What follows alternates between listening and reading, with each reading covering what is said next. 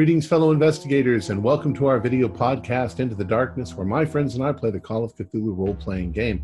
I'm your host, Tom Rayleigh. The scenario is The Terrible Secret of Lot X. It was written by Luke Strom, and he is also the GM. This is episode 4.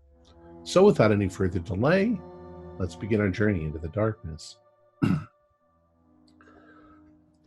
Listen, Leopold, I'm sorry I haven't visited more often, but you know, you're dead, and I'm sure you have better things to do than to just listen to me ramble on about my day. God knows you did that enough when you were here, though as I recall, you didn't say much then either. I think we may be onto something really strange, stranger than that time that we got lost in Beijing and ended up in that Buddhist monastery. You remember my nephew Cornelius, my brother Egbert's son. You know, the one with the lopsided ear that always bothers you. Anyway, last week, he went to an auction and purchased a box of Oriental knickknacks, which he asked me to appraise. That purchase, once we went through the contents and so forth, ended up leading us on a sort of crazy journey around Massachusetts. We found an old sailing ship, for God's sakes, buried in the ground with a monster living in it, a monster who eats children of all things. Now, before you go and tell the man upstairs that I've lost my mind, I want you to know that we went to the police and they confirmed our discovery, though they didn't find the monster. God help us all if there are monsters like that lurking right under our feet all the time. We went to Mr. Pell's house. He's the guy who originally owned the stuff from that Cornelius purchased. We went to his old place, and we found a very nice lady. She's one of the new owners, but she couldn't help us much. We went to Pell's old place of business, but it was all cleared out. I have to admit that I thoroughly enjoyed myself breaking into that place. You remember that time in Cameroon with the dirty slave trader? I say we left him a good message to keep him from doing any of that shit again. Anyway, we found more clues leading us to the Great Eastern Tannery. Turns out it's run by a very enterprising woman named Mildred Elias, who's trying very hard to keep the company from going under. The reason we went there is because her brother purchased the majority of Pell's things a few weeks earlier. Now, Miss Elias was being discreet, telling us that she would look into these items for us, but Corny saw as he was leaving a box of Oriental knickknacks in her office, all covered up with a cloth. And this is where the fun comes in, because I'm trying very hard to convince everyone into a midnight caper to see if we can recover these things. You know, we'll see how that goes. Anyway, in the meantime, Aldous Gladstone, you remember him? He's the one that you said probably wears tiger piss as cologne. You know, he's really a very nice man. You shouldn't judge a person by how they smell. Anyway, he chats up one of the workers, a Mr. Saul Washington, and we have a meeting with him later today.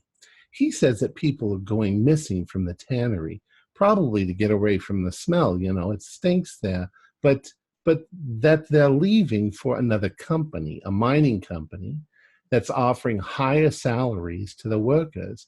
I can't say I blame them for leaving. Anyway, before we talked to Mr. Washington, we decided to pay a visit to Mr. Elias, the brother, to ask about the items. Now, Miss Elias says that he is sick, but we have started to suspect that there is something more there. I don't know, maybe she got rid of him or something, but we found some very strange signs of violence on the property, which we can't explain, something involving horses. You know, I should also throw in that we have a suspicion that Mr. Pell fella is also not dead, but we don't know that for sure yet. Anyway, we did break into Mr. Elias's house to see if he was all right. You know, that was our excuse. And I had the most terrible scare. I found that Mr. Elias was part of some sort of group in town called the Arkham Paranormal Research Society, and that he had had dealings in some way with that monster from the shipwreck. I got all flushed, all flustered, and I told everyone that we needed to get away, and I ran for the car. We were in danger. I could feel it in my bones. Aldous tried to calm me down, but I honestly didn't start to feel better until we had put a few miles between us and that Elias place. Anyways, Leo, I've talked long enough, and I think that I think that after all of this, I should just leave it at that until next time, until I come by next time. You got anything to say before I leave? Yeah, I thought not. See you again soon, one way or the other. That's it. Well, thank you very much, Aunt Gertie. Not a problem, hun. Welcome back, Aldous. Jeez, it's kind of scary the way I channel that woman. Those are always the best characters. So, let's see. Where we had last left off, you guys had... Just left. Yeah, just left the home. And Randall and Frank were still off doing research, looking into the company, and had figured out that the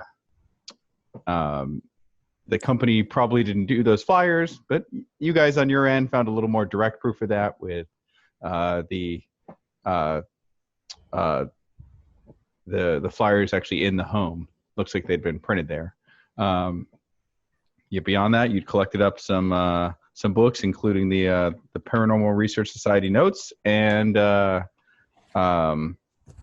just some more semi-insane ramblings about a great king that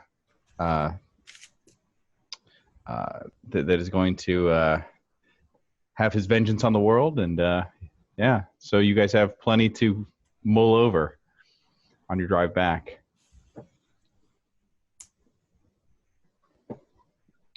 Well, I think I'm going to go to the cafe where that we had talked about meeting that guy, and get a table reserved and order me an orange juice, since mimosas are not available anymore.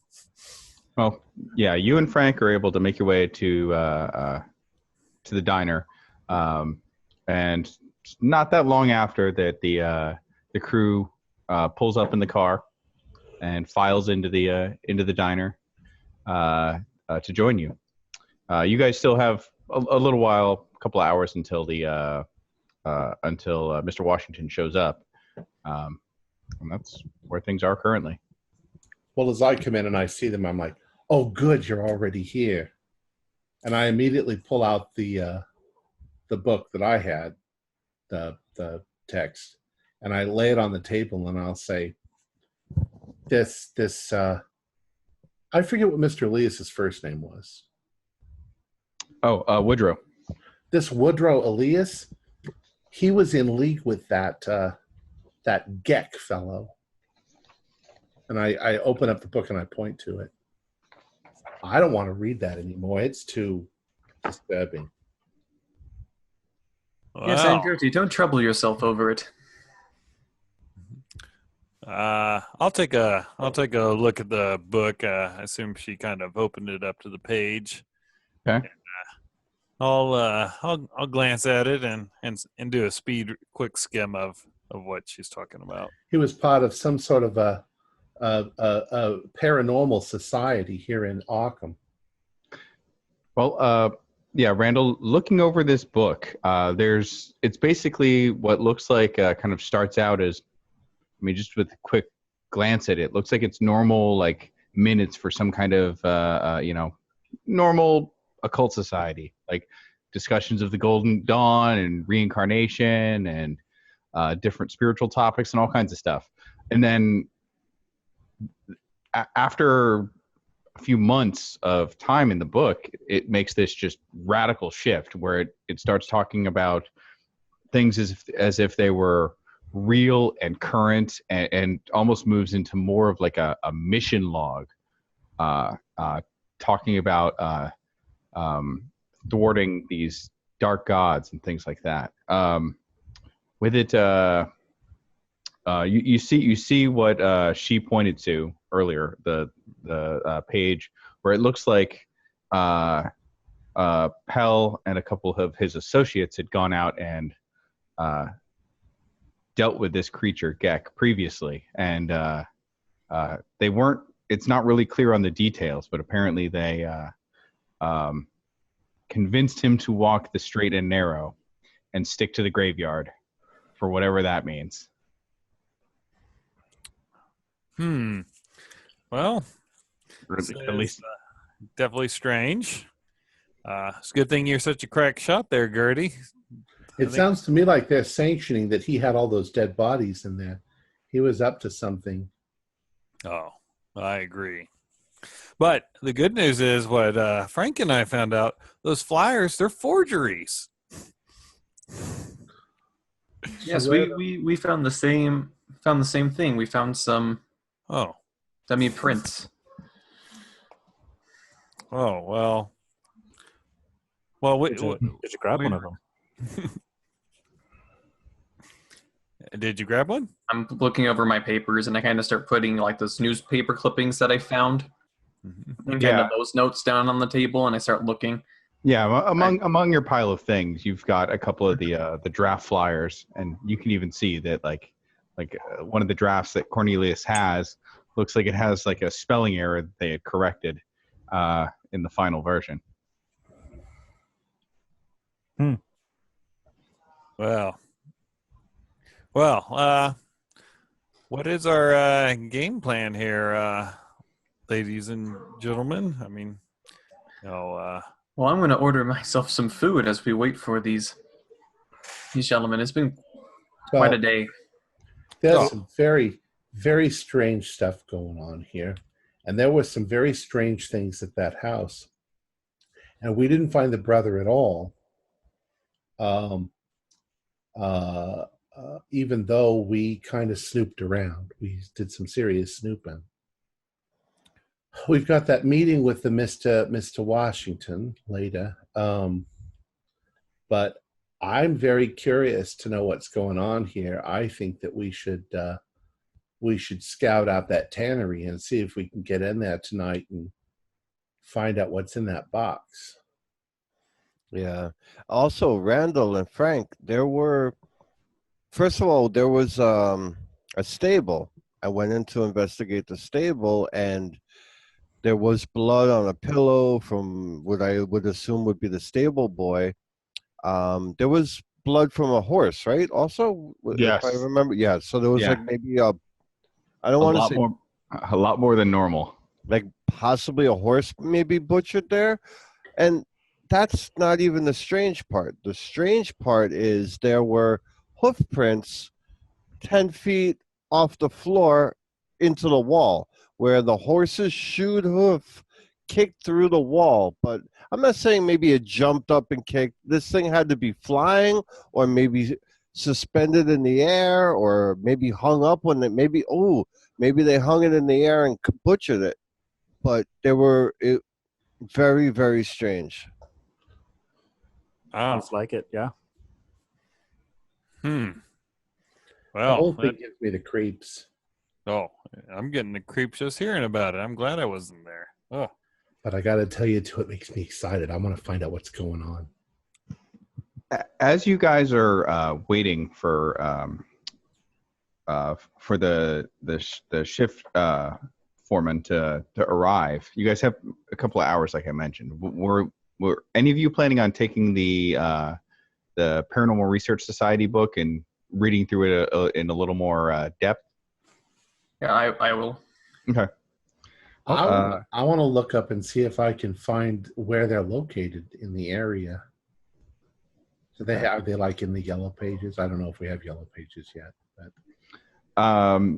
Not really. The initial notes do give indication of that, though, which, Cornelius, reading it a little more closely, finds out pretty quickly that they met in a few different locations, like including the Miskatonic University. They use the library space and a couple of other meeting spaces, and then other just like civic spaces as well.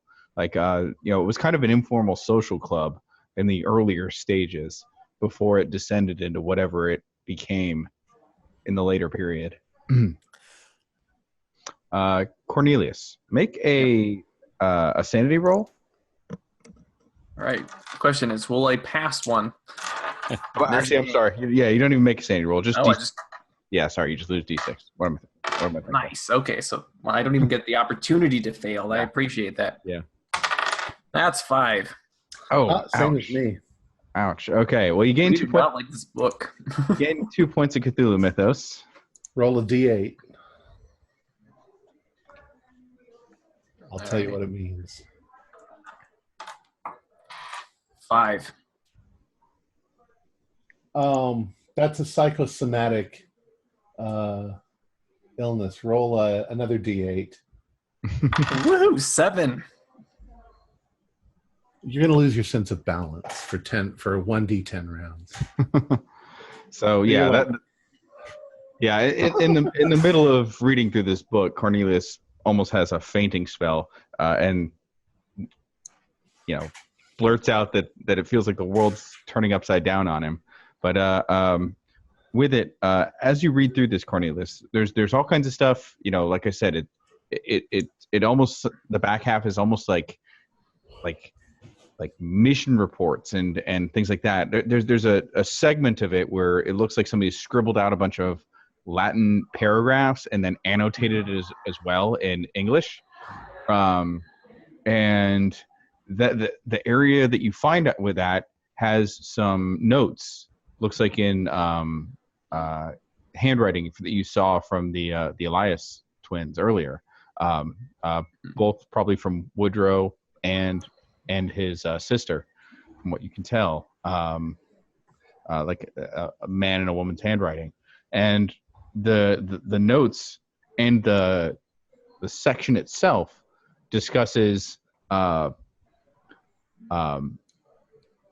eternal life, cheating death, and it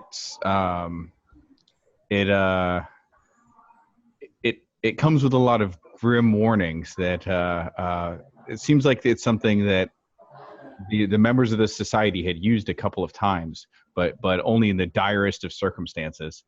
And but with it looks like one of the pages that goes with that is missing out of this book.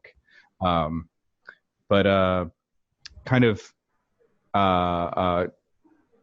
further in there, along with some of the other pages that you have, you do find some more notes that look like they were annotations by the Eliases. And with it, one thing you find in there references that that cheating of death, and there's discussions about making deliveries to the cabin, and something about having Pelham, which looks like it's a name, arranged to have the laboratory set up. Oh my! Yeah, once again, as I kind of go wobbly. I'll just grab him. Don't let him fall off the booth. Oh. Off the booth. Oh my goodness! Everything. This is all. I don't understand. I feel like I'm just swimming in a sea of information. Just give me a moment. And with that 5 loss, I've slipped down into the indefinite insanity range. Oh, excellent. So I'm going to start. Cornelius is going to start having a real fun time. He's going to need some therapy. Order him some hot tea. Yeah, I kind of snap my fingers at the waitress, and I don't have the best couth when it comes to dealing with them. So kind of ask, I was like, can we get something else to drink? This he's had a negative reaction to this. Can we get some warm Earl Grey for him? Sure thing, dear. Oh, thank you. Oh, silly. Huh. Well, I think maybe I should take a look at that. And what I'm going to be specifically looking for is like other names of members of this club. One thing I'm interested in is was Gek a member of this club? Because I Not- guess suspicion that Not from the look of it. Okay. With it, yeah, the Gek doesn't show up frequently. Like he just shows up and looks like some little instance where they seem to have learned about him and then made some kind of deal with him. And then he doesn't really seem to show up again, at least in here. And from the there's kind of spotty dates on this, but in here that looks like it was from a couple of years previous. And beyond that, as far as other names, there's a Lieutenant Sam. There's a someone that they just refer to as the Professor, and then there's an Agent McLeonard. There's a few other people that are referred to mostly by their profession, like someone they refer to as the Magician. But with it, there's not a lot of really clear indication of who these people might actually be. Now, do any of those names ring a bell with any of the officers that we dealt with that Like- investigated the scene? The police. Like the Essex Police? No. Okay. Oh. And with it, one thing Cornelius picks up is that it seems like these people went out of their way to avoid the police. Looks like they had a couple of nasty run-ins, and some of their members from their notes looks like they were almost arrested, breaking and entering and doing a couple of other things. Yes. These people in the lot didn't get along very well. Just shaking. Well, imagine breaking into places just because you're curious about what's in there. What's the world coming to? ugh, Now- silly. Is there any type of phone? Is there a payphone here, like a phone booth? And is there any type of phone book in the phone booth? Yeah, they have a phone there. Maybe we could take the phone book and try and cross-reference some of these names. It's in alphabetical order, so at least we could look up a few of the names and possibly get a number. I mean, I don't it's a know if they long had shot, phone but it books. can't yet. hurt. If they didn't have phone books, you would have to ask the operator. Yeah, probably would come down to the operator, but with it, I mean, like I said, you don't really have much to go on. Well, we got the name Agent McLeonard. We could look up, see how many McLeonards there are. Yeah, and that's a name that you saw earlier as well. It was actually in the initial little like diary book that you guys had found at the beginning that led you to Gek. Okay. Is there any? It talks about going to a cabin and have Pelham ready. Is there any like directions or like a description of the area that maybe we could go on, or is it just call it the cabin? Yeah, in that case, that says it just says out to the cabin. Now, what if this is where they're trying to get the tannery workers to go? Off into the woods somewhere. I don't know. Just for everybody's knowledge, phone books have been published since 1880, Wow. even in small communities. So that's pretty amazing. Wow, it's good to know. 18. So, yeah, well, we might as well try. I mean, the only last name I really got was McLeonard, and hopefully there's not a large Well, group of them. You mentioned somebody with the name Pelham. I wonder if that's just Latin for Pell. Or wonder if it could be a place also. Could be. Was it him? I asked him to set up some laboratory out there at their cabin. A laboratory and a cabin. We got to find out where these things are. Yeah. Laboratory. Pelham, by the way, it's like Pelham.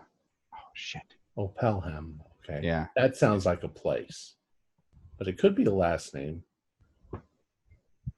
Well, I mean, let's I'll ask the waitress again. I'll kind of snap and see if she's around and ask if we may borrow her phone book.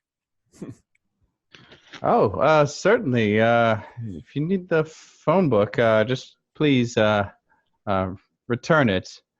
Oh, of course, we would never think of taking it from such a fine establishment. And then I'll kind of flip through there, one looking for Pelham and Mick Leonard, see if we get lucky. All right. Well, you're going through the phone book. So how are we going to meet this guy? Soul. Well, Are we all just going to sit around the table and wait for him to come up? Well, who was it? It was Aldous. It was you that talked to him, right? Aldous, you could sit at another table like this one, right back here. Yep. And Well, he's already seen all of you. so And he thinks, like I had said before, earlier in the drive over, but I don't know if the gentlemen were there. He thinks we're here to investigate and help him find his missing workers. So we're kind of going to go with that story a little bit, but he's genuine. He's concerned about his missing crew. He said he's replaced I believe, if I remember correctly, he's replaced his entire crew already, like the whole warehouse staff practically.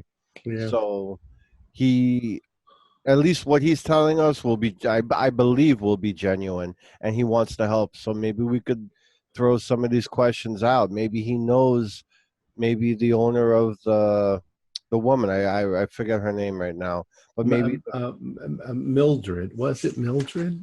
Yeah, Mildred. Mildred Ilias. Yeah. maybe Mildred's family has a cabin somewhere. Maybe he knows about it because maybe he had to go do work for it there. Who knows? I mean, I think we should just throw a lot of the stuff at him and question him about it. Don't bring up any of the creepy stuff, but I have a question.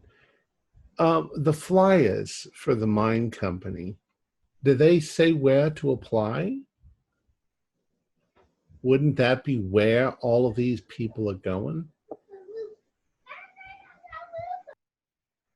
Does anybody have one of those flyers? Yeah. You guys have a couple of them, actually. You guys have more than one draft of the flyers. With it gives an address out in Colorado. Colorado. But is there a contact number, or what, these people are just supposed to show up there? Or is there a local contact to get them? There doesn't seem to be. That's even more perplexing. Well, that's crazy. Who's going to leave their job here and go all the way to Colorado? Here's a grim thought. If the flyers were only given out after people started disappearing. Good call, Frank. They're covering up. Yeah, that's what I thought. I was kind of thinking too. I am so glad I hired you, Frank. You are a smart cookie. If there's a connection between the creepy stuff going on at the mansion, Right, they printed the Maybe. flyers with a wage that obviously they would all go. It had to be too good to be true. Yeah. We'll ask Mr. Washington if they all left overnight. Yeah, we'll You figure know. that out. And then I'm sure he knows how to get into the tannery. We will have to convince him that it's part of the investigation. Oh, I'm not so sure. That's very dangerous. Because then he knows that we broke in. Right. But if he is true, well, you know what? I won't bring that up. But if But you what if he just lets us in? That's not a break-in. He just let us walk. right, that's what I mean. And if we convince him it's part of the investigation to help find the missing people, he might be more than willing to help us. Yeah, but honey, there is no investigation. He doesn't know that. I know, but when the question comes up day after tomorrow, somebody will find out who we are and that we broke in, and he'll know. He'll say, well, I mean, there's no reason for him to be loyal to us. He'll say, yeah, those people weren't investigators at all. They were just Aunt Gertie and her relatives, you know.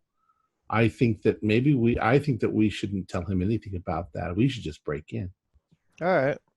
And then there'll be no connection between us and the break-in at all. Oh, look at you, Enkerty, being so brave. I see the ostrich has taught you well. Not the ostrich, my husband Howard. We went on some crazy trips. We've been all through Africa, parts of Asia. Oh, the stories I could tell you. Well, with it, I mean, you guys have a lot of time discussing everything, you know, what your game plan is, and a lot of time Cornelius is putting into just reading through the book and kind of like bringing you guys up to speed on what he's finding in there. So, I mean, with it, by now it's getting pretty close to when Saul Washington was going to show up to meet with a lot of you. Was there anything anybody wanted to do before then, or did you guys want to skedaddle and just ghost him? Don't want to ghost him. It sounded like you guys might be going that way, so I figured I'd ask. Okay. Well, I don't want to freak him out either, but you know, if like you say he thinks we're investigators, then we shouldn't be sneaking around. Right. I assume I had no luck with the phone book. Make a luck check. All right. We'll literally see if you have any luck with the phone book. I do have luck with the phone book. Okay.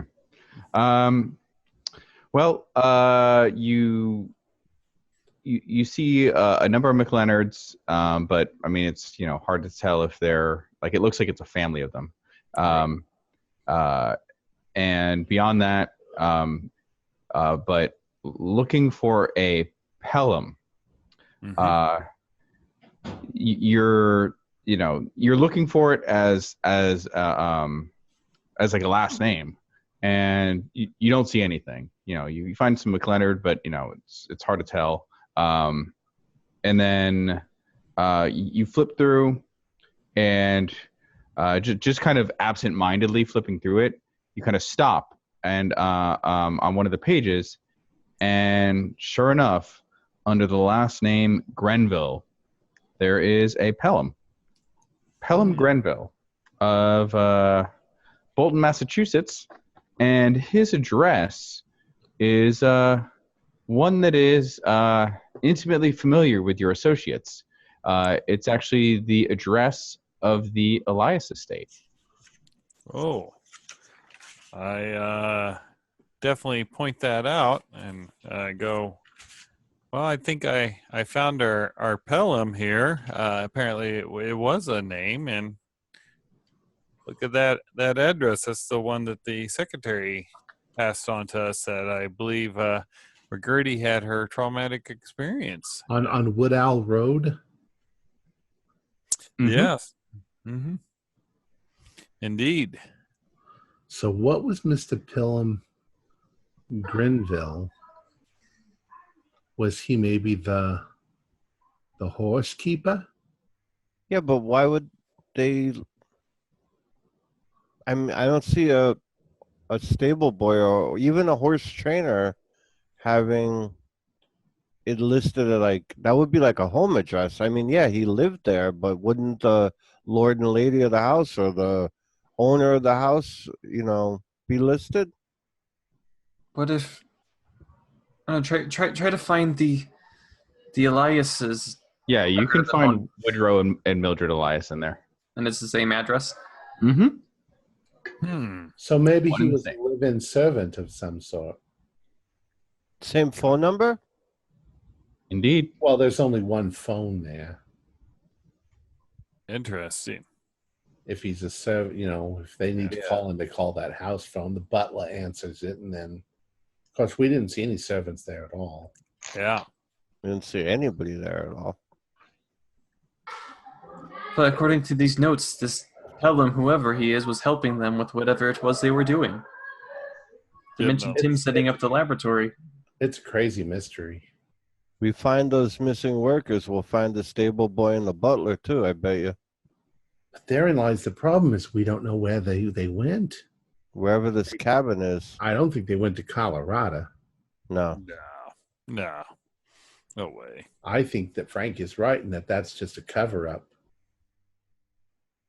To cover up what they did, they could have loaded them all in a truck and tanned their skins for all we know. Oh, Oh my God! Oh, what a horror thought. Oh Wow. my God! Where did that come from? What a horrible thought. People going to be walking around in tanning. Maybe their skin was already tanned from the working in the tanning plant. I don't know. I'm being very morbid. Sorry. yeah. Yes. Well, I've lost my appetite. I'll return the phone book. Yeah. With that, we all kind of push our plates forward. Yeah. As you guys are all sitting there in a sense of disgust, you guys actually see a battered old truck pull up into the parking lot, and Saul Washington steps out of it and walks towards the diner. You guys see him coming in. He's got kind of a worried look about him.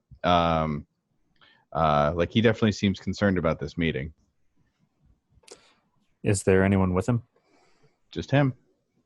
Now, is there room at the table for him? We made sure there was room. Yeah. You guys got yourself a nice corner booth. Got plenty of So room. I wave him over when I see him enter the door. He greets the cook and the other people here. Like he looks like he's a regular, and then makes his way over to you guys and sits down and kind of looks you all over. He kind of looks like he's a little uncomfortable about being here, and he says, I guess thank you for meeting me. So you think you might know what happened to the missing people? Well, we're trying to figure it out, but it's a bit of a mystery. We'd like a little bit of insight from you also. Oh, order something to eat. Excuse my manners. Whatever you want, it's on me. Sally, I'll have the special, the number 2, please. Thank you. Well, with it, I don't really know what it is you're looking for. All I can tell you is those people, and he kind of looks around at you guys have your food and kind of scattered around the table, your various papers and things, and he kind of locks eyes with the flyer, and he's like, those people, they didn't go to Colorado. I'd stake my life on it.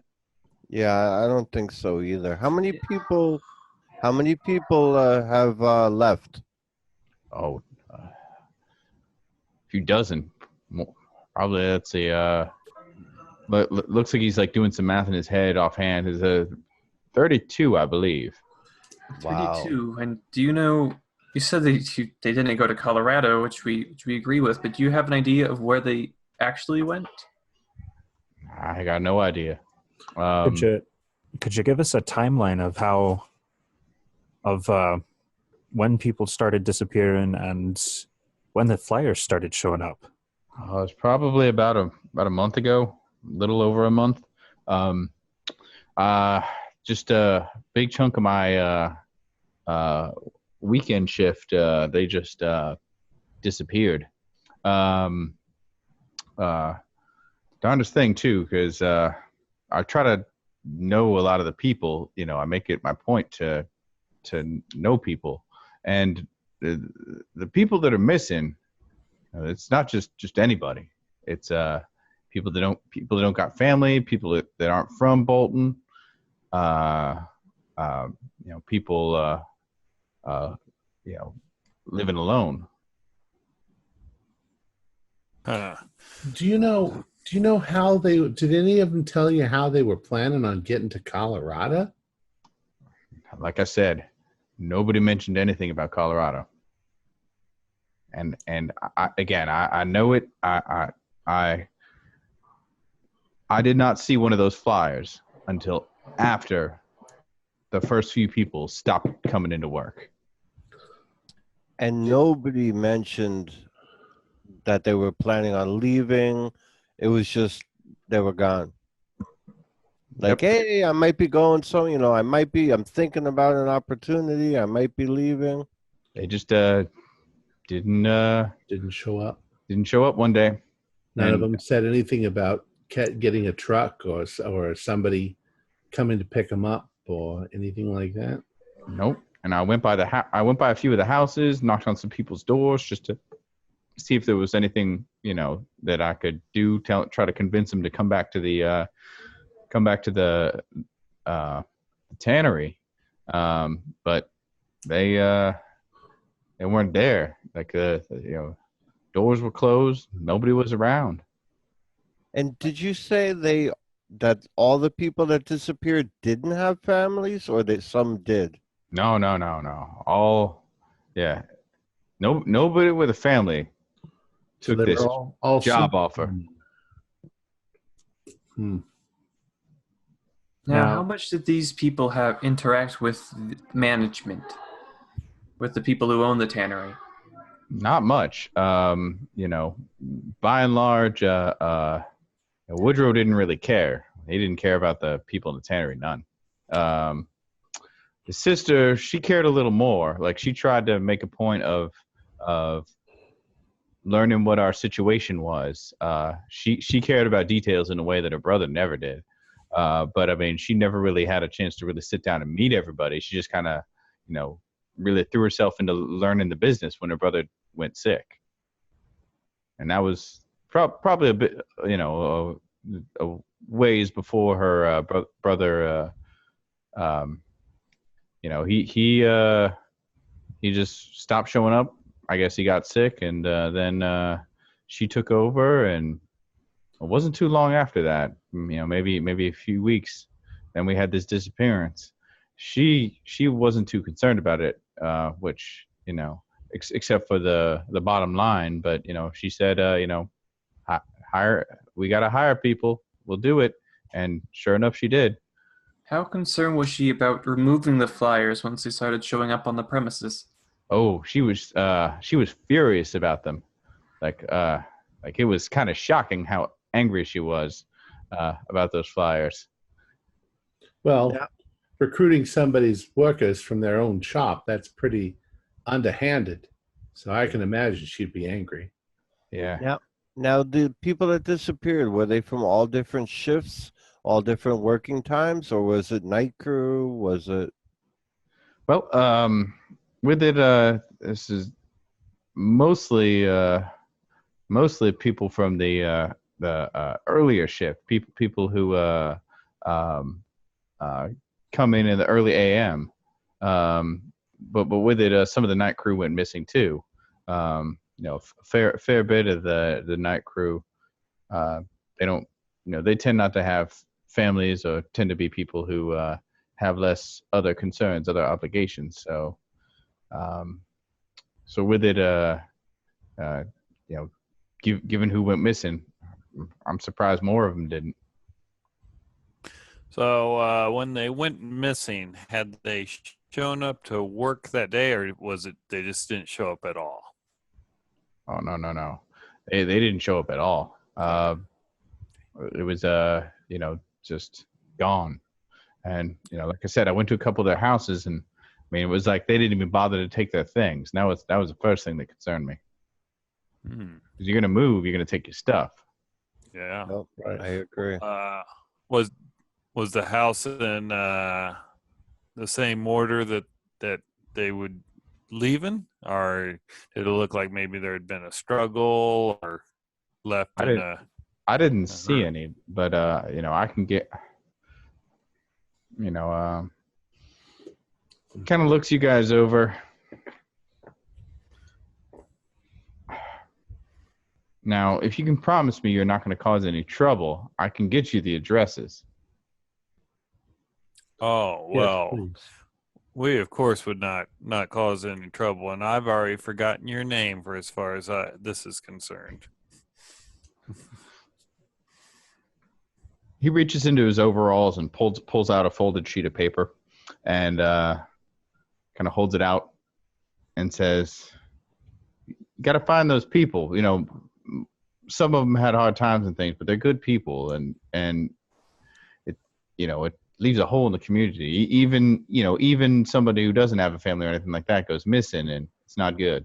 Now, did they live in houses, or did they live in apartments, or did they live in boarding houses? Or I Different imagine place. you don't make a lot of money. No, not too much. But with it, Mildred was able to bring in a few newer clients, and things were kind of picking up there at the mill, though. So things have been going better. But yeah, I don't really know where exactly they all lived. I mean, I was able to pull together some information about them, but I didn't go to all their houses. Should. I say to the others, I'm like, we should see if we can talk to some of the other people that knew these boys and see if they noticed when they disappeared. Maybe their landlords, maybe their neighbors, maybe. Yes, I imagine they all drink. Wait, what year is this? 28. Yeah, it's middle of prohibition. Prohibition. I imagine they all drink secretly. We can find out where. I know a few speakeasies in town. Well, if they didn't show up for work, then they were there at work all week, and then they didn't show up the next day. We kind of have a timeline for that. Oh yeah. Question, Saul, how close are you with the owner or with the sister now? Did you ever go to work to their house or do any work out for them? Maybe at like their summer place or. Well, mind you, I'm a couple ranks down from her, and other social considerations kind of take precedent. But she didn't really have too much concern about that kind of stuff. Really, she didn't really care. Social concerns were not one of her foremost interests, I suppose. But her brother wouldn't give me the time of day, but she she talked to me plenty. Me and the other stewards, just making sure everything's running well, everybody's safe, and what kind of people she had working for her, all kinds of stuff. She was, like I said, she was diligent and interested. And when she blew up about that flyer, it was pretty crazy. But you're saying a summer home? Yeah, like a cabin or like another house. Or... Oh yeah. She and her brother, they've got a cabin down by the Miskatonic River. Huh. You ever been there? Not myself. No, I've just heard about it. I guess Woodrow liked to go out there and shoot things and whatnot out in the woods. But I guess it's not too far from the train tracks on the outside of town. Leads you right by it. Of course. I assume that they own it. They weren't renting it, at least of what you've heard. Yeah. I'm sure that place has been in her family for generations. Oh, no. Interesting. Well, we're definitely gonna be. Hey, you know what? Do you want to just give us your home number so if we need to contact you, we don't have to show up at your. We don't want to let the boss or anybody else see us talking. We'll kind of, if we need to get in touch with you, we'll give you a call. Sure enough, sir. And he gets out a battered shop pencil and scrawls his number out on the piece of paper. And the piece of paper that he has set down, he unfolds it, it's a list of, well, it looks like it's kind of like a list of shifts, and most of the names are scratched out, and next to the names that aren't scratched out, he's got addresses written besides them. So those are the men that have disappeared. Yeah, they've got addresses and then dates, and he tells you, I think those are the dates that they disappeared. I mean, from what I understand, seems like with it, generally all the disappearances, it wasn't when it was a day off. It was always when they were they got out of work one day and were going to come into work the next day, and sometime during that time, they disappeared. And did they all disappear around the same time? Yeah, it's probably within about a week they all up and left. And you're a family man, right? Well, yeah, me and my wife, and yeah, we've got a son, but he's grown now. How did the men get to work? Did they drive cars? Did they walk across town? Some of them drive. Most of them walk or bicycles.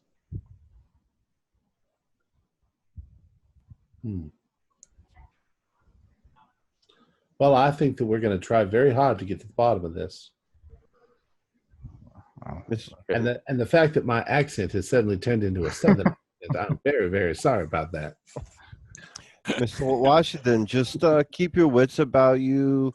Stay home at night. Just maybe come and go to work. Switch up your routine a little bit. Don't do the same thing every day.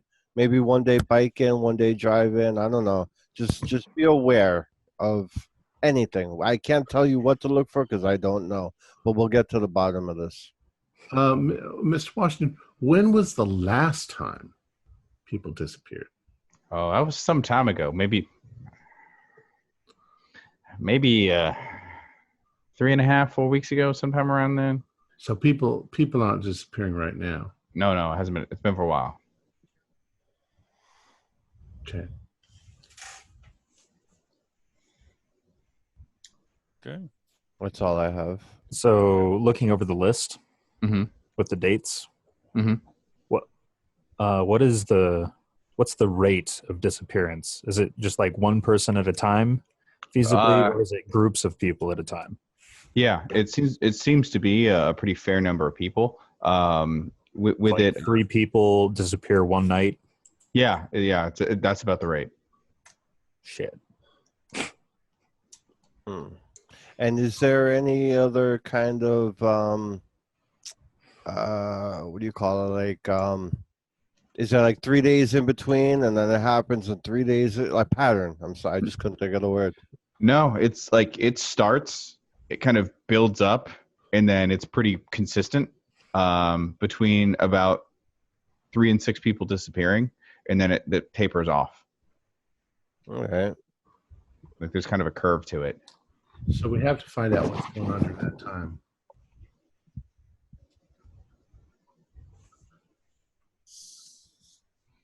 And for the last disappearance, and this is for the keeper, not for Saul, does it correspond with when the person disappeared that we bought the Pell disappeared? This would be sometime after that. Okay. I mean, because this is Right. The disappearances alone are more than a month after Woodrow had purchased the lot from the auction house. I And gotcha. that was sometime, quite obviously sometime after the disappearance. Yep. Okay. I gotcha.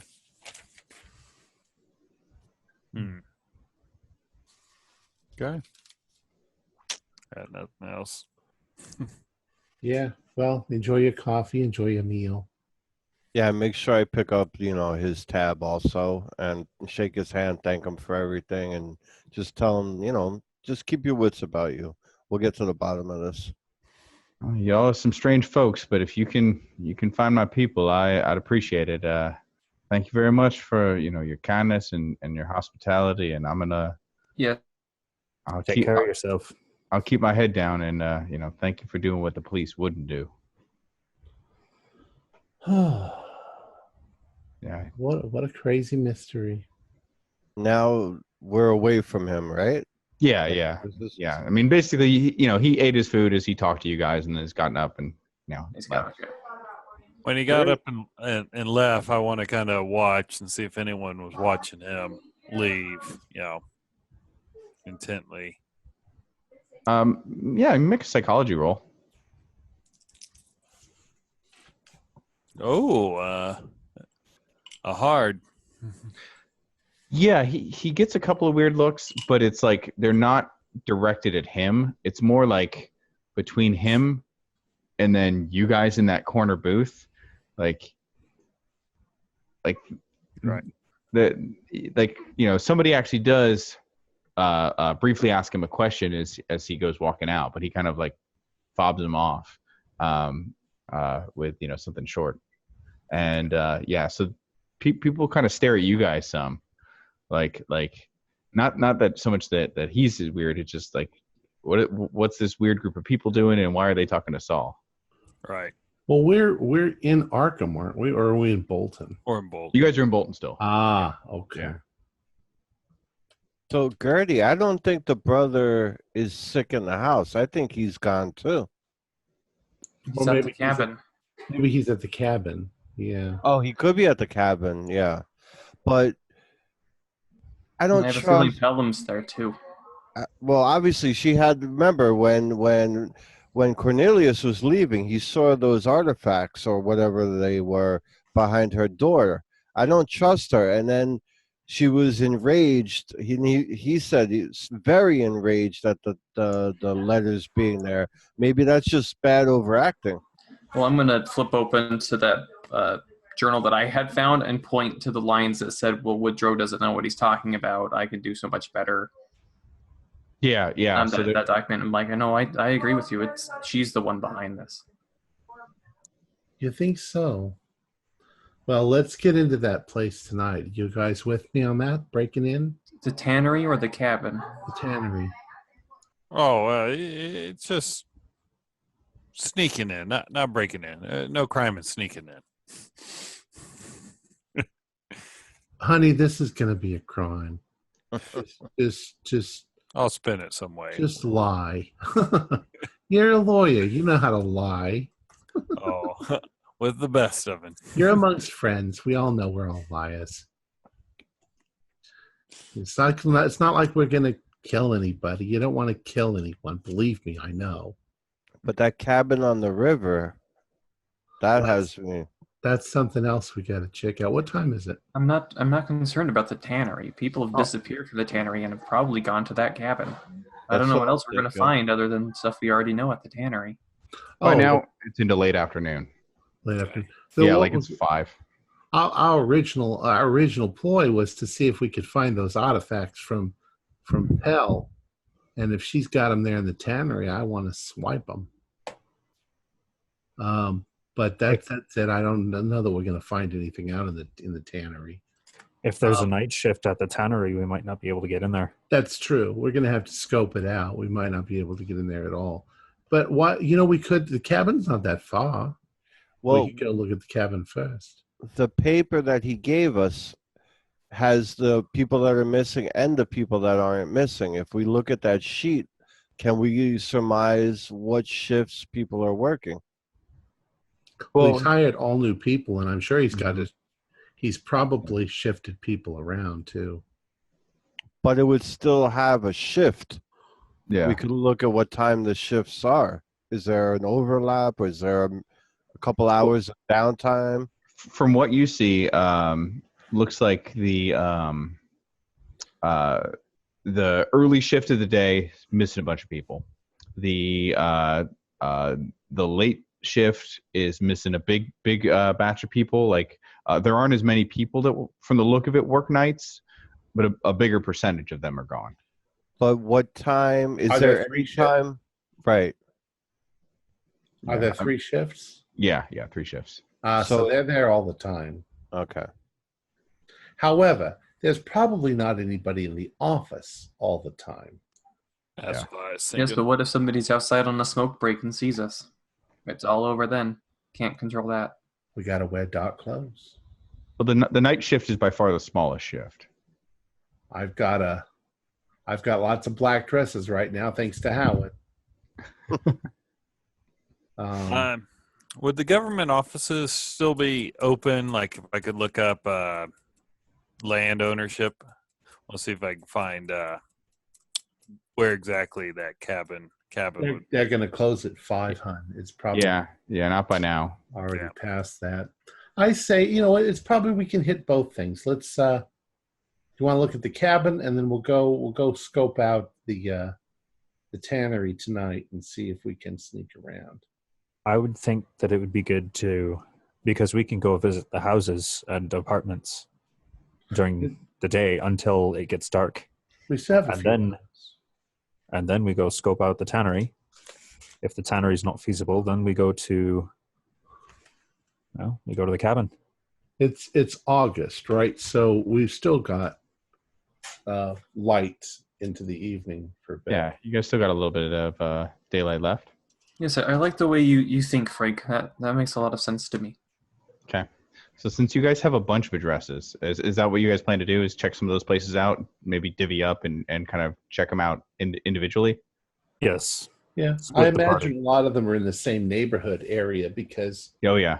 they're not exactly rich people. Yeah, exactly. Like a lot of them are concentrated in the same area where there's like some like rather like older just battered, decrepit row houses that have been divided up into Matchboxes. things like that. And Let's then think- go ahead. there's also just a few that are like relatively nice houses that were probably built a generation or two ago. By someone on that land, and they've just got a house that's been handed down. Let's think about this though. If we're going to go do that, what exactly are we trying to find out? And I think we've established that these people all left. They've all disappeared. We just want to know if they said anything to anybody about where they were going. Or if there's anybody who saw them before they disappeared. Or find out if they all go to the same bar or anything. Yeah, one commonality between them. Right. Aside from the tannery? Yeah, like maybe a truck came and they got in the truck that night and went away, and that's the last anybody's seen them. That would Okay. make it easier to make groups of people disappear. Yeah. And especially if the side of the truck says Great Eastern Tannery or something on it. Or a woman. It says a woman did it on the side of the... No, but a man could be lured away by a woman. Maybe if they were all seen with a certain woman. I don't know. I'm just throwing. Yeah. For all Yeah. you know, it could be a prostitution ring. And I mean, who knows? Or it could have been an ostrich. Again with the fucking ostrich. I'm so tired of fucking ostrich. Okay. So are you guys going to break up like kind of individually, like each of you separately go, or into small groups? Well, we shouldn't just wander around a neighborhood like that all by ourselves. So maybe No. 2 by 3 or... Yeah. Because whatever was happening, they're making more than one person disappear at a time. Yeah. And I'm still licking my wounds. So Well, I'll stick with Frank and whoever else wants to come, and then the other two can get some of the other houses. But we should stay within a couple of blocks of one another, just so that we're all right. Oh, I agree with that. Yeah, we can park the car and then get out and talk to the neighbors. Okay. So, well, if you're going to be trying to chat people up, make a relevant social skill roll, persuade or charm, or fast talk, I guess, if you're going to be. You know what? exceptionally I skilled should probably stay in the car, and it's only I've because got- I'm wearing a freaking fur coat, so I don't exactly blend in this neighborhood very well. I was one off from an extreme success on charm. Okay. And then anybody who's not really like out to chat people up, anybody who's kind of there to like look for signs of trouble, make a spot hidden. Or I'll just, if you want to make a track, you can do that as well. Oh, all right. Oh, I got a extreme on my persuade. Wow. Okay. I got a 38 out of 50 on tracking. Okay. Frank and I guess Gertie's in the car. Frank.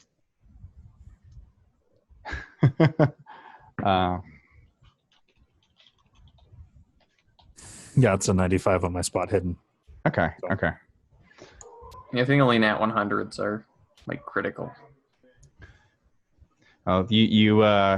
Frank, you're kind of looking around. You see some kids playing stickball in an empty parking lot area, or not parking lot, like just an abandoned lot. And one of the kids sees you, locks eyes with you. You find yourself unable to turn away, and he kind of talks to his friends, and they start walking closer to you, and closer to you, and closer to you. And then the kid slowly holds his hand up.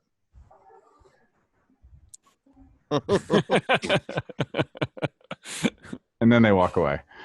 Meanwhile, Your mother sure raised you right, kid. Aldous. So you're kind of checking out a couple of these places. You've got a part of the list with you, and you see there's some bushes and things near one of the it's a small house. It's rough cut wood. It's seen better days. This was probably built a generation ago, and it's just kind of been, or a couple generations ago, and it's just been kind of maintained. And it's a modest place, but there's some bushes and things around it. And as you're looking at the place, you notice just almost signs like something large, like a bear had moved through the area recently. And it kind of pulls you off to the side, and you follow this, and sure enough, one of the windows in this building,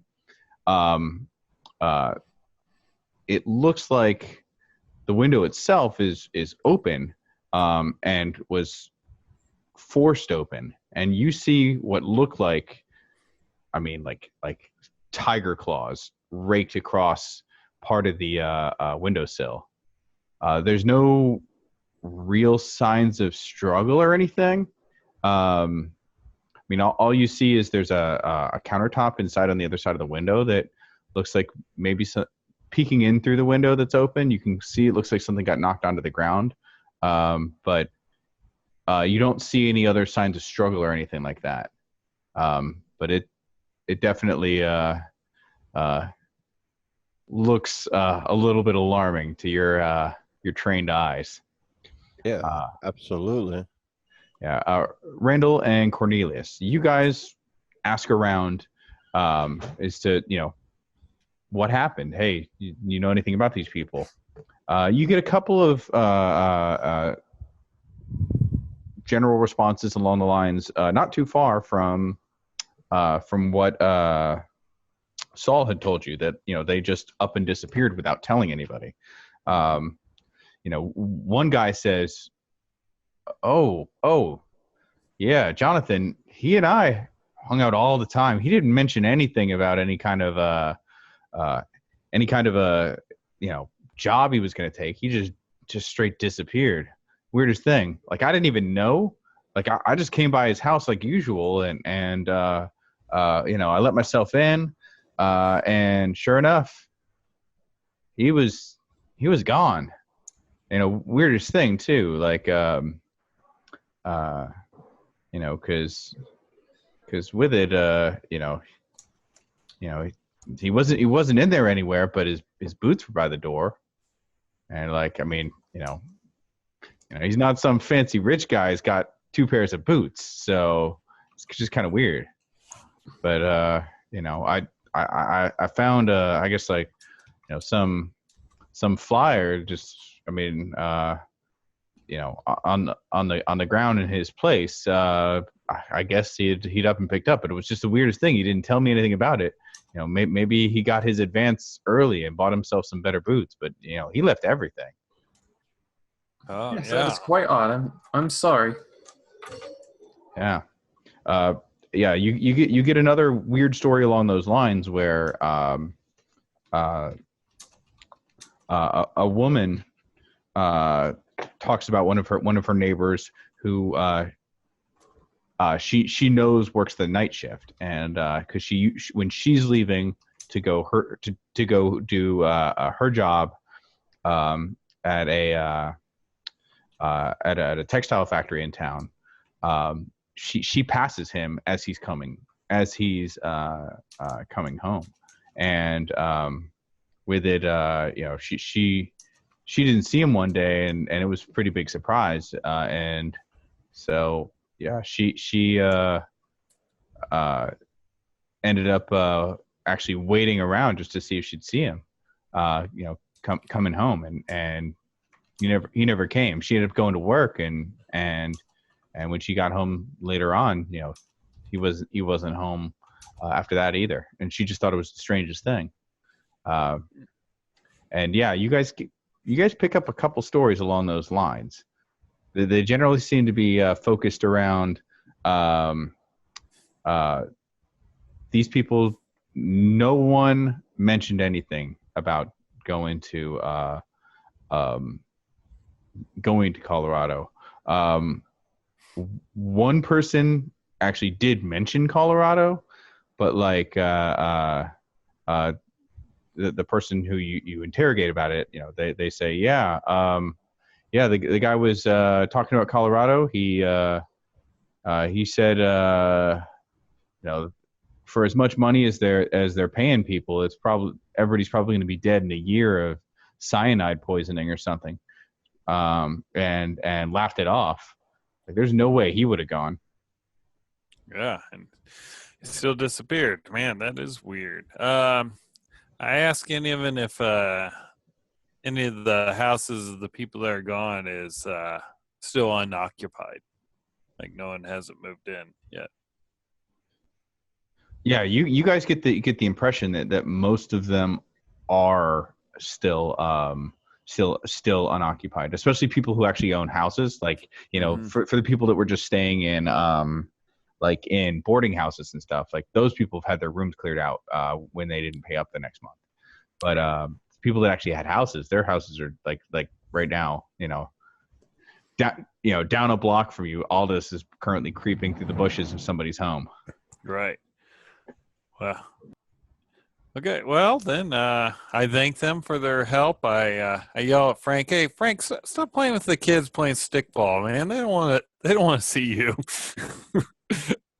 And I kind of, since I noticed Aldous kind of sneaking around, it seems like he's interested in something. He might have found something. Yeah, I'll go get my Aunt Gertie to pull the car up. Guys, come here. This is kind of just trust me on this one. Come here. So yeah, I head on down. Yeah, so you guys follow Aldous up the road to the place where he was looking at. Yeah, it's kind of a house, out of the way, and in what looks like an old patch of, it may have once been used as a small subsistence farm, but like that's all gone to pot, and it's basically just unoccupied or unused, like fallow land with bushes and things growing everywhere. And yeah, he's pointing out what looks like something moved through some of these bushes, and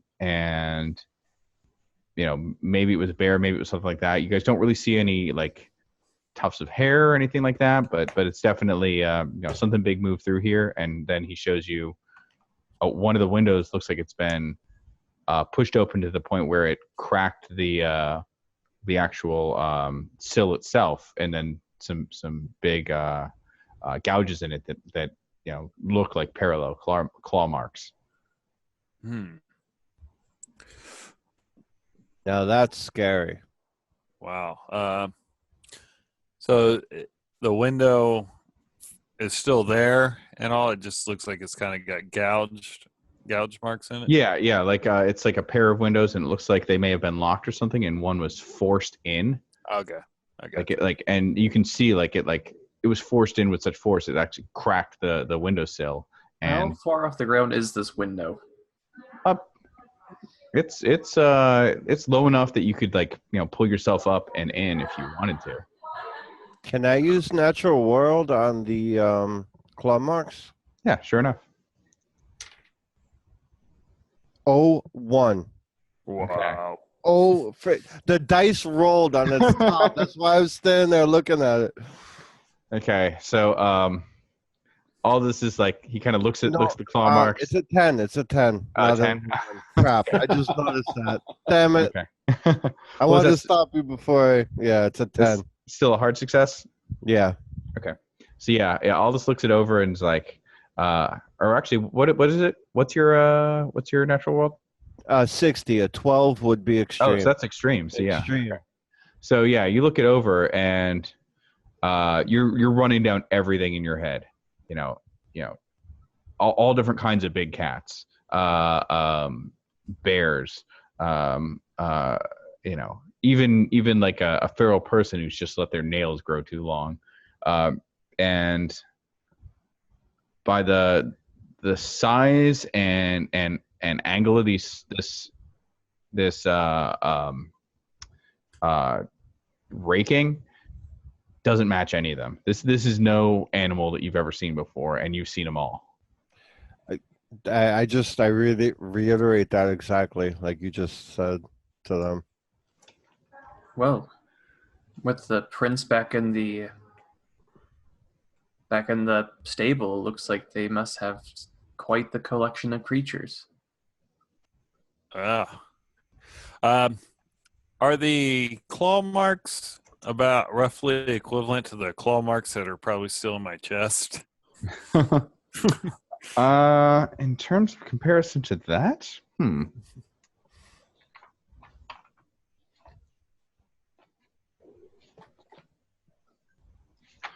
I would say they're actually they're definitely bigger. Oh, crap. Well, I'm going to see if I can open the window. Okay.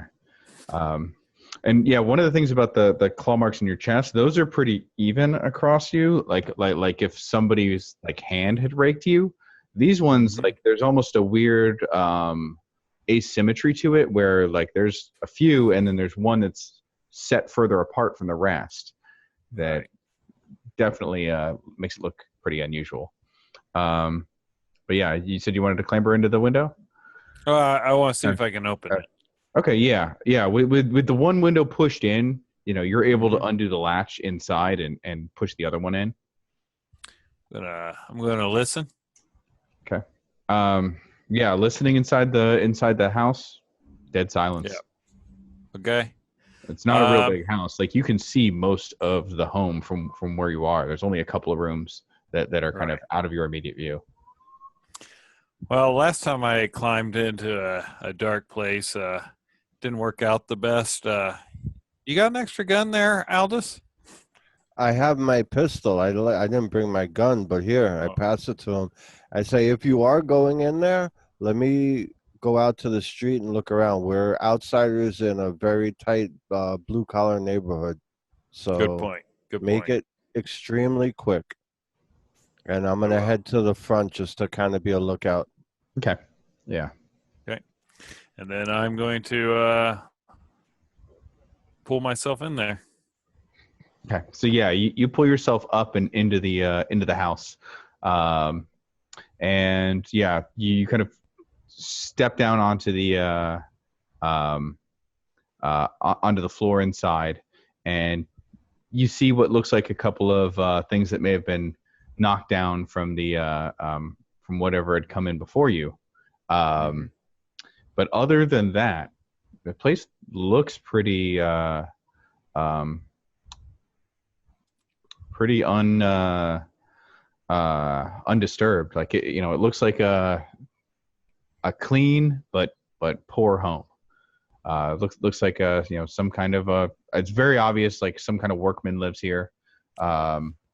You see a couple of pictures hanging up that look like there's a family, rather older picture, and there's a picture of just like an older man. And it looks like, you know, the kid is the older person in this.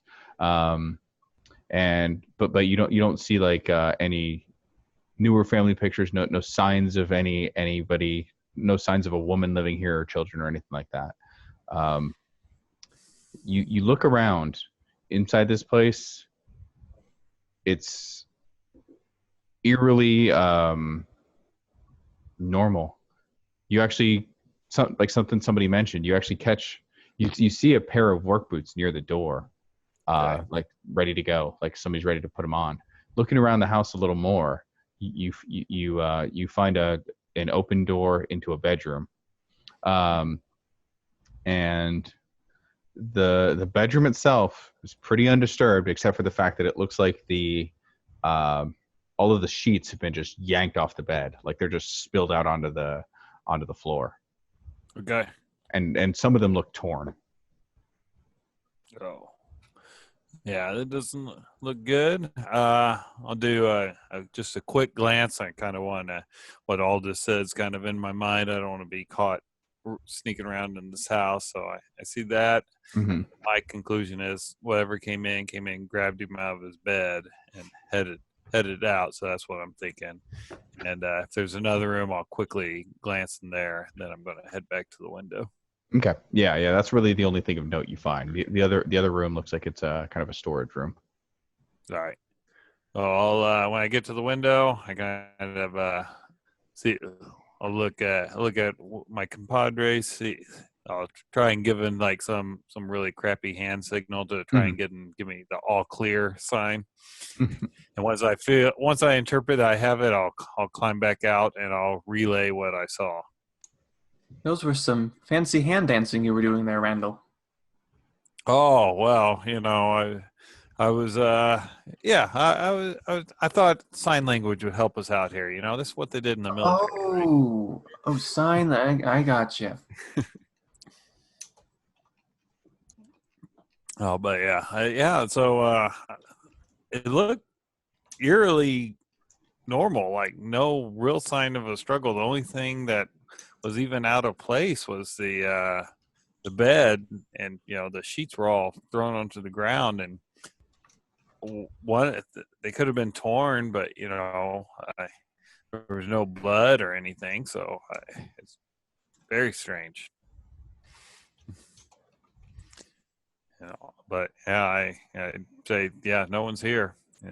No one's been in there since that person disappeared, from what I could tell. And of course, I'll return the gun back to Aldous.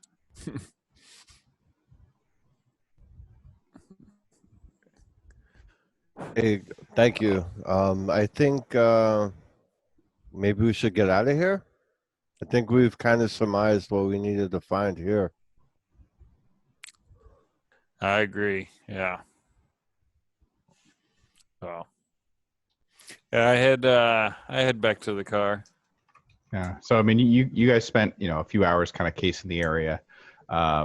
With it, like you had to ask a lot of people before you found this stuff out. You guys kind of managed to come off in a pretty disarming way, where anybody who knew anything was pretty willing to speak.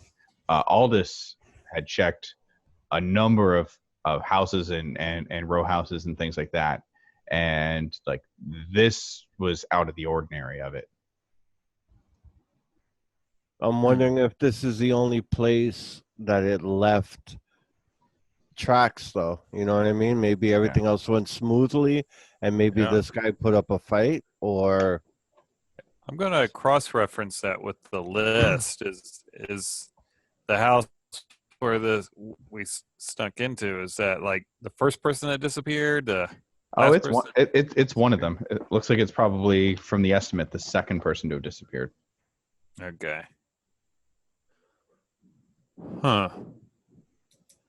All right. So maybe it hadn't quite got its trade down yet. and learning from its mistakes, Yeah. whatever it is. I've never seen anything like that, and I've hunted most creatures that walk this earth. Yeah, Ugh, I and don't like to think that.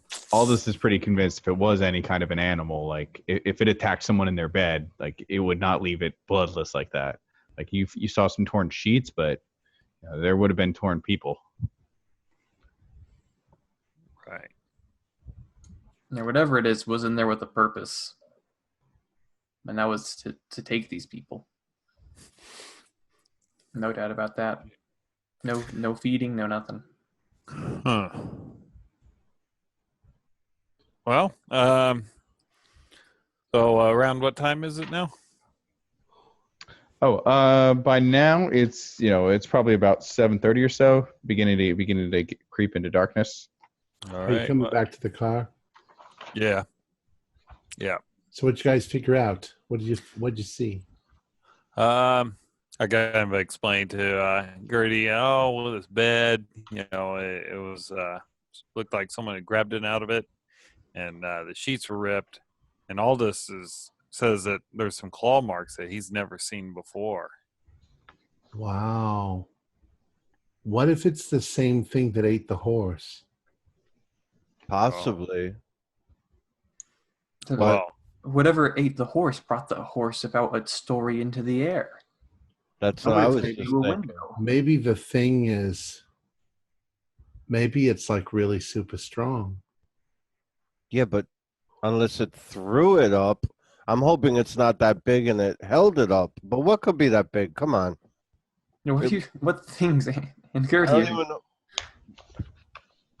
I don't know. Didn't we say? Wasn't there something about a lab? Yes, there- at the and- cabin. But At And the wasn't there cabin. something also about mutations? Or they were trying to the formulas that this kind of goes back off into the distance.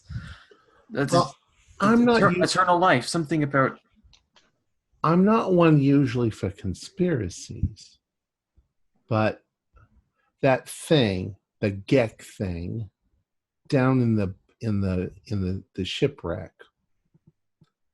What was that? Do you think that was once a human being and it got changed or something? What if her brother is also changed? It's silly, but maybe he ate up all of the servants and he ate up the horses, and now he's going after some of the tannery people and eating them up. That could Oh. be. what a It's terrible crazy. thought. Like he's a werewolf or a vampire. Right, right. That But What if didn't there's he more eat his than one? sister? What's that? But he What if didn't there's eat more his than one? sister. Well, maybe he loves his sister and he doesn't want to eat his sister. It's like, But did But you Gek think- seem to be but the you- kind of thing that cared? well, you Well, also and- said that the claws were kind of not like a human hand. So I don't Right. One of them was like maybe askew off. Could they have imported some sort of exotic animal that's gotten loose? I mean, I couldn't think of any animal that would match that exact pattern. And Aldous, you got a very personal examination of the creature's claws in the boat. Whatever he or it is, he or it that that Gek did not do that in the window. Right. I mean, Randall and myself are evidence of Gek, but this doesn't match. Not even close. I mean, yes, they're both claws, but completely different. You said they were looking for immortality, aren't we all? Yes, there was the immortality and trying to bring this king, whatever. I don't know. GM, is it okay if I do like like Chinese history or anything like that? I mean, with it, yeah, if you want to. Otherwise, I mean, this would be more of like an occult thing, but you can roll that as well. I got an 02. Okay. Nice. So I hope that if I just say this, it's not gonna. Well, It might be completely wrong, but my well, character's yeah. like, you know. I mean, in Chinese history, the Moon Maiden is the keeper of a file of immortality, and with it, so it's Well, I'm just thinking. We keep running into all of these Asian artifacts, lots of Chinese stuff. Okay, and you say the claw marks were big and they were oddly shaped. All I keep thinking of all of a sudden, I got the Asian thing, the Oriental design stuff in my head. You're going to probably have me all locked up or something in Arkham Asylum, but it sounds like a fucking dragon. Wow. And what if Well, that dragons in China can fly? yeah. Maybe it flew in the window and picked these guys up and flew away with them and did the same with the horse. I mean, although crazy, typically, crazy. sorry, typically with that kind of thing, in the Chinese, they tend to be a little more kind of forces of nature and Yeah. Right, But Dragons of the Winds. It's Gertie saying this, so That's yeah. Cornelius is kind of just thinking and reflecting on all this stuff. I want to make an occult roll. they Okay. put dragons on everything over there. A week ago, I would have told you you're batshit crazy, but I'm after probably seeing, batshit crazy. after I got a- seeing, sorry, It's a hard success with the 22, but keep going. I mean, we might as well say that the ostrich is coming to life at night and going out of Why but would a- you suggest such a thing? The ostrich is such a good creature. after seeing what I saw in that shipwreck, I can't put anything past now without at least questioning it or looking into it. That forever changed my view of the world. Well, Cornelius, from your occult role and the time you spent reading that book, or the Miskatonic, or sorry, not Miskatonic, the Arkham Paranormal Research Society notes, you get the indication that they definitely believe they had discovered the secret of immortality. From what you've seen, you think they may have succeeded. And with it, part of it's missing though. It looks like it was taken from the book, but with it, there's elements of it. Something about rendering people into their essential natures, and the list of some of the things that are needed from the laboratory. I mean, some of it, it's not a complete list by any means, but there's a couple of things sketched down that were supposed to be taken to this laboratory at the cabin, and some of it sounds like things that would show up in an alchemist's equipment. They're experimenting. Something was taken from these records. They figured out they must have to preserving life. Pell's still alive, isn't he?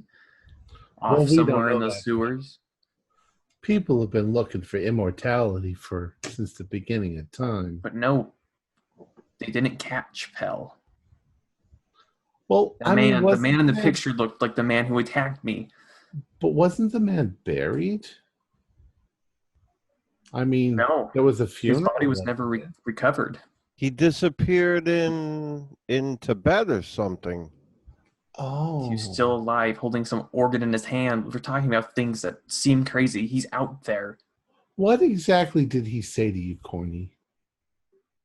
He held that heart or whatever it is in his hands and was telling me about how the stuff was his, how I shouldn't take it, and how the bugs did that to him. Whatever the bugs are, whatever that is. These people bought the lot. They bought his notes. He tried to blot it out, but these people are bent on rediscovering it. And they needed experiment subjects. based on my rather limited knowledge of Chinese history and stuff, does any of this ring a bell or make any sense? Or Well, with it, I mean, from what you can see and from what you saw in the book as well, the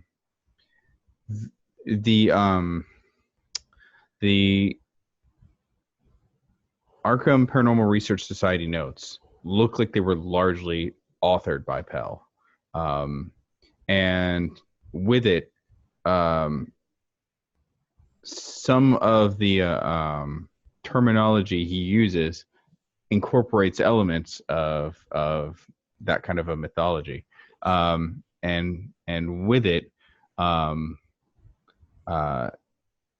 far as the immortality thing, like I said, you've only got part of it, but from what it looks like,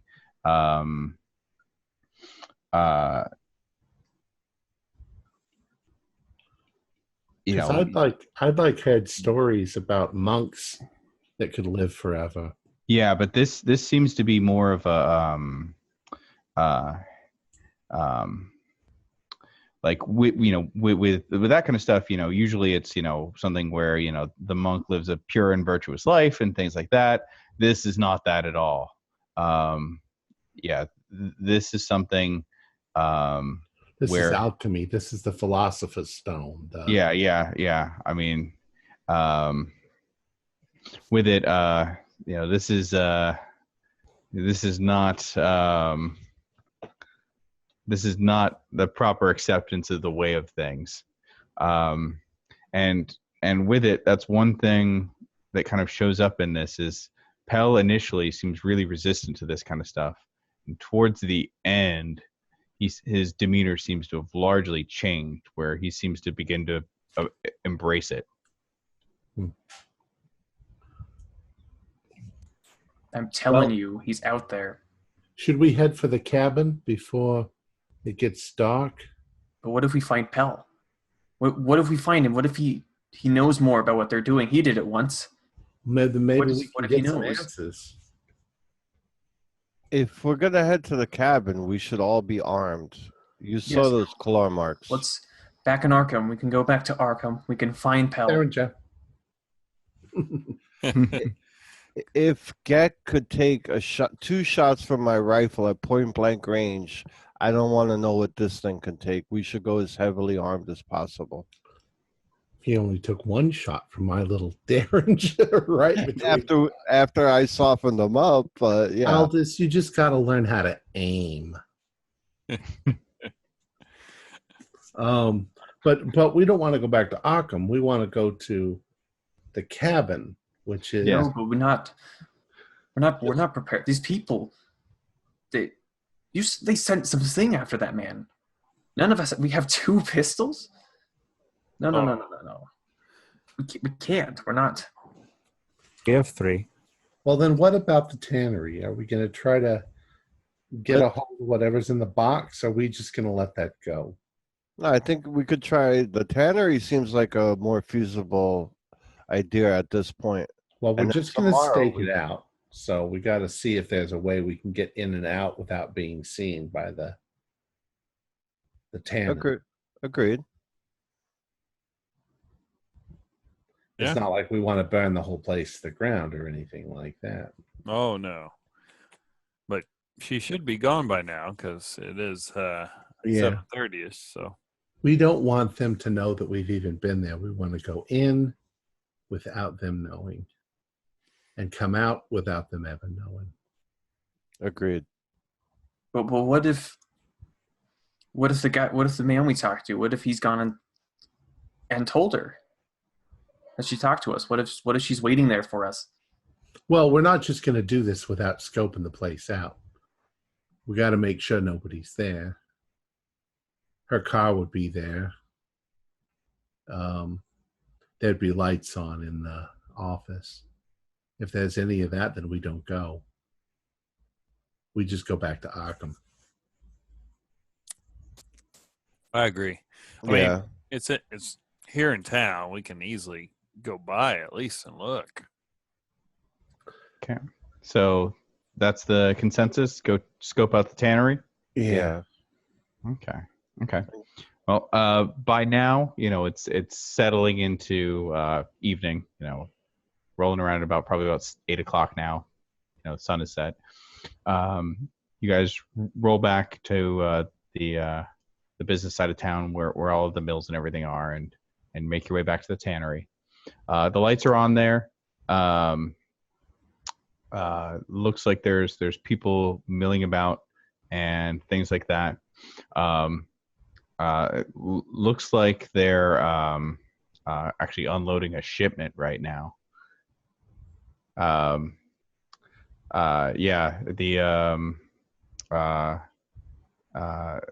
you're not sure why, but it looks like in the right now they're unloading a shipment of red herrings into the tannery.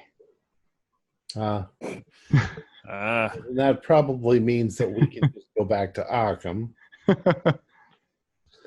because red herrings. You know how many of those it's going to take to make a coat or a jacket or a leather shoe? Yeah. Herring to tannery. We need to find Pell. The tannery doesn't look all that well occupied at night, but right now there's people busily working away in the main part. If you want to sneak into the office, you can, but yeah, there's just sardines in there. I mean, red herrings. Put some pottery. Do you have an electric torch? I could run up to the window and make sure that she didn't leave the box of things in her office. Let's just say we did, and then don't. Basically that's what happens is you sneak in, you shine the light in there, and with that you see what looks like. You don't see the jacket covering it up like initially you saw, but there's in there. It looks like it's a box of office knickknacks and some decorations. Like there's a couple of small Buddhist statues, a ceramic bowl, and a couple of other things, but nothing really stands out from the box. No, they took all the important stuff, the thing to do. What they want to do, what she wants to do, she took it with her. Yeah, her office. All you can really identify in that box is, that box definitely looks like it has stuff that would have come from Pell's stash. But you guys already know that they have the stash. You've seen the actual unloaded boxes at the mansion. Yeah, look, we've got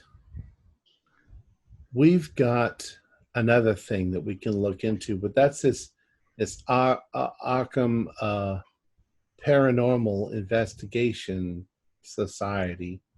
I'm sure Pell can tell us more about that too. Well, I think that you guys have the right idea. It's late. Let's just go back to Arkham. Okay. And if we're going to go to that cabin tomorrow night, we got to go, like you say, fully armed. Yeah. And that'll give us a chance to go on a good night's sleep and be fresh. Well, and then we can see if we can find out anything about this society, this research society. They sound like scientists. Maybe somebody at Miskatonic University would know. Yeah, that's a good idea, actually, because they had meetings at Miskatonic University. And one of them's named the Professor. There you go. And the Magician. Well. And I don't see Mariana Ginger here, but Well, you guys had gone to the library previously, and that was one of the things you'd asked about, just to kind of refresh because it's been a couple sessions. With it, you guys did find out that they had met there, but they were generally pretty quiet, and with it from what the librarian knew, they didn't really make any waves. They had they thought they had maybe a couple of student members, but they really weren't sure. It was mostly like a private organization. They just used meeting space. Well, we're just trying to find out a name Yeah. because maybe we can approach one of these people and find out what they're all about. We don't know whether they're the good guys or the bad guys. Yeah. Well, yeah, I think we should head back to Arkham no matter what. I'm with Aldous. Get a good night's rest. I'll look at buying me a handgun or something of some kind because I don't feel like being unarmed anymore. Well, if we swing by my apartment, I have plenty of. But I have enough. Even better. Why don't you just bring them over tomorrow morning? Yeah, I'll do that. All I right. think, Cornelius, you probably have a gun collection, don't you? You're so quiet, Corny. Oh. You were actually frozen there for a second. I wasn't sure what was going on. The internet has decided tonight to just turn off for like 3 seconds and then turn back on. Oh, I mean, Cornelius definitely, if he doesn't have, he's a little. if Cornelius doesn't have any guns around, he's got the money where he could have a couple delivered. Yeah. And I have the ones the Pels, his old ones, the marked ones. There's the old 10 gauge shotgun.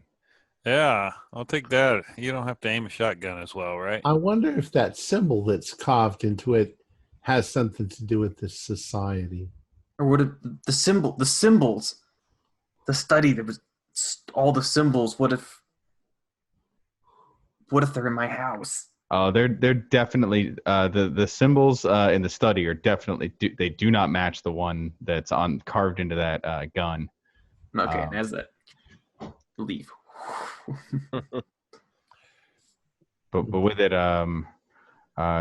you think now that you think about that shotgun, you think you do remember seeing that symbol in the Arkham Paranormal Research Society book, and you go flipping through it and you find it in there. Is there anything that talks about the symbol?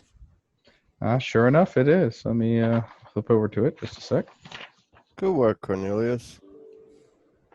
Bring those salt shots too. You never know.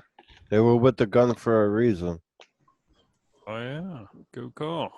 I'm telling you, riding headfirst on the madness train gets you places. It's referred to as the seal of the omen in their book, and apparently the members of this research society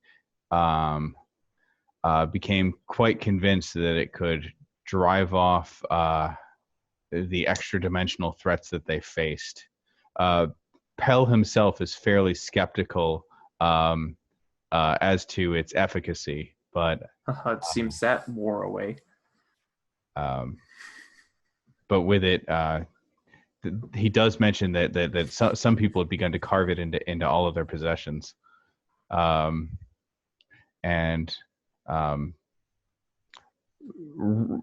going back to it again, reading that, because before you were kind of flipping through it to kind of get a sense of everything, reading that chapter a little more closely, like he actually lays out a ritualistic way to draw one out,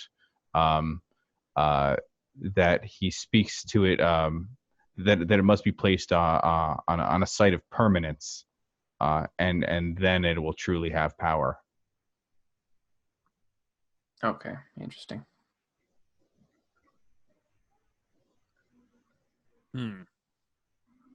Permanent. Maybe with some more research somewhere, you could find something else out about that. Yes, maybe that Armitage might be able to shed a bit more light into all of this. A bibliophobe. You might have been right, Randall. Did you read the notes closely? Yeah, I doubt that librarian has anything at all to do with any kind of paranormal society. Oh, he was quite afraid of that one book they have. Like I say, maybe he was just concerned because it's a rare, difficult to find book or something. I don't know. Nah, but when I was speaking with him also, when the both of us were, he had almost a disdain for it. Yeah, it just something. It was unsettled. That's the best I could put it. I wonder if the Catholics have put it on the index. There's quite a few of those out there. The names, for any of them. Armitage mentioned the name, but it didn't appear, right, on any of the notes? No. The name Maybe he said was like a W something, but it's Yeah, not in any of these. notes. W. He's Maybe not that- involved. He's not involved. maybe that's the professor. Armitage? Maybe. Is, we could- is the librarian actually a professor? I don't know. Professor of library science? I mean, he could be a doctor, I suppose. Doctor of library science. Yeah. Why Big not? whoop-de-doo. A doctor of library science. But yes, Arkham and Rest sounds grand. Right. Well, we'll be in town in a few minutes, and then we can get something to eat and go to bed. Sounds excellent. Maestro's is open. Ooh, meatball subs. Yeah, you saw that thing. It went into a house, took somebody. Do you think it's smart to split up? There's enough room to crash in my place. Yeah, that's a good idea. Frank, you want to sleep over? Yeah, I could do that. Make some Give us- popcorn and sit around it. It'll give us time to plan. Okay, so everybody, you guys, I guess, have a big sleepover and plot out your moves for the next day. Yep. Okay. And Cornelius wants to attempt that symbol on his front door. Okay.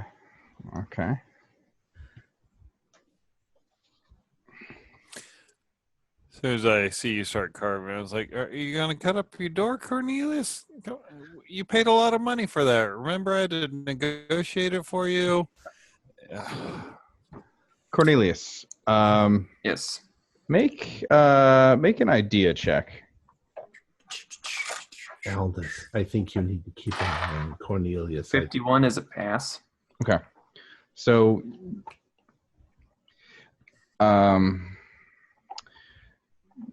as you're reading through it, like there's very specific details about the order the lines have to be drawn and things like that.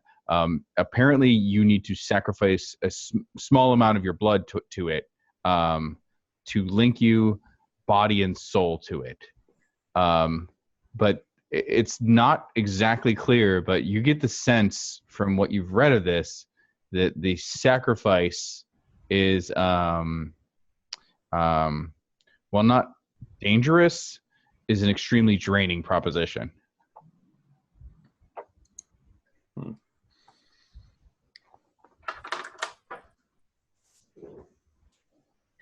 He's gonna try it.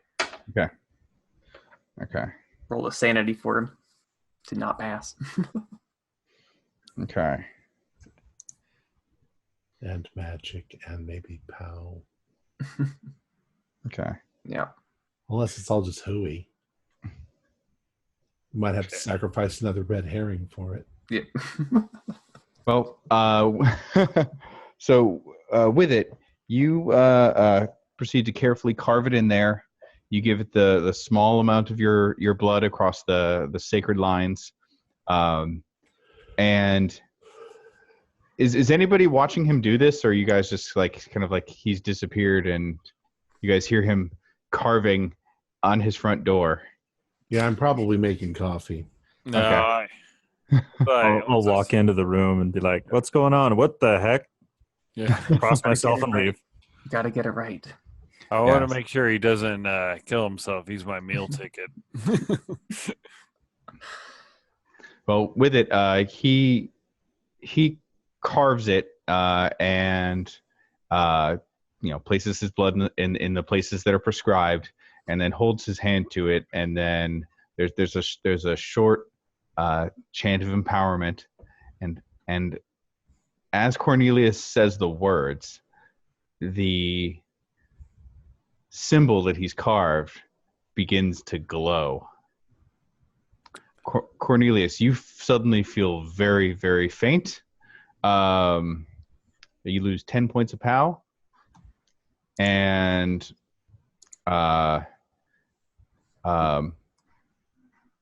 the glow slowly fades away. Oh, I need to lie down for a second. I'll help him get to the couch, and while I'm doing that, I'm like, what in the freaking hell is going on now? Listen, the window didn't keep that thing out. Maybe that will. Oh, well, with it glowing, you got my attention. It's like, lay down here. I'll get you some of Aunt Gertie's patented coffee. Can you grab a bandage too? You've cut my thumb. Of course, yeah. So I go get that stuff for him. Okay. Yeah, Randall, you notice, you spent a lot of time with Cornelius. Like he seems pale and just drained. Yeah, I'm pretty concerned about him. I'm going to kind of maybe just check some first aid. Not trying to administer it, but just go, hey, should I call some actually professional help here for him? Because by my talks, I actually care about him. So, but yeah, he seems fine. A little pale, little chicken noodle soup will probably do him good. I mean, it's not as bad as that month where he decided he wanted to try heroin. Right. Yeah. Oh, that was rough. That was a rough month. but it's up there. Yeah. So with it, you guys, gather up. Aldous brings over his box full of guns.